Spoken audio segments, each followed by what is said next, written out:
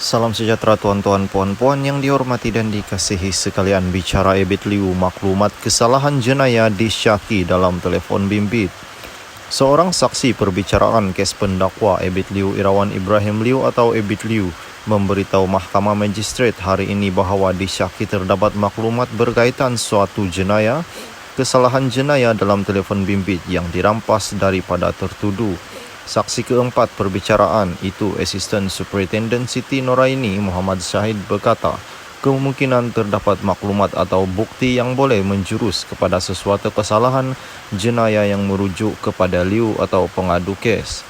Beliau berkata demikian ketika dosia awal balas Peguam Ramsing yang mewakili Ebit Liu apabila ditanya apakah yang dimaksudkan kerana terdapat keraguan munasabah dalam keterangan pegawai polis itu pada perbicaraan tersebut. Dalam pemeriksaan semula oleh Timbalan Pendakwa Raya Nur Azizah Muhammad, Siti Noraini berkata, telefon bimbit itu dirampas pada 19 Ogos tahun lalu dan tiada telefon bimbit lain yang dikemukakan tertuduh pada ketika itu. Sementara itu, Siti Noraini tidak bersetuju apabila Peguam Ramsing menyatakan bahawa tindakan merekod keterangan seorang saksi daripada sebuah syarikat keselamatan cyber iaitu LGMS berhad ala menghina mahkamah kerana beliau hanya menjalankan tugas seperti mana yang diarahkan.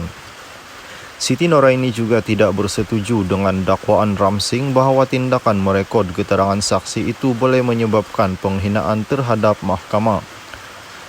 Soal Ram, anda mengaku bahawa anda menyoal dan merekod keterangan seorang pemeriksa Ho Koyan. Adakah anda tahu Ho sebagai perunding digital kanal LGMS berpotensi menjadi saksi pembelaan? Lalu Siti Noraini menjawab, saya tidak pasti. Siti Noraini berkata laporan yang diperoleh daripada syarikat itu diperlukan pihak polis untuk tujuan analisa bagi membuat perbandingan dengan maklumat dan dokumen tersedia ada dalam kes tersebut. Siti Noraini berkata laporan yang diperoleh daripada syarikat itu diperlukan pihak polis untuk tujuan analisa bagi membuat perbandingan dengan maklumat atau dokumen sedia ada dalam kes tersebut. Sementara itu, saksi kelima Asisten Superintendent Nur Faizliani Zulkifli dalam keterangan memaklumkan ada merampas sebuah telefon bimbit jenama Samsung Galaxy berwarna biru, satu kad SIM, Unify dan kad memori daripada pengadu pada 7 Ogos tahun lalu. Beliau berkata selepas rampasan dibuat, semua barang kes itu telah diserahkan kepada pegawai penyiasat iaitu Deputy Superintendent Nur Ashikin Samsuri pada hari yang sama. Ebit Liu berdepan 11 pertuduhan antaranya mengaibkan kehormatan seorang wanita berumur 40-an dengan menghantar perkataan dan gambar luca ke nombor telefon mangsa melalui aplikasi WhatsApp antara Mac dan Jun tahun lalu.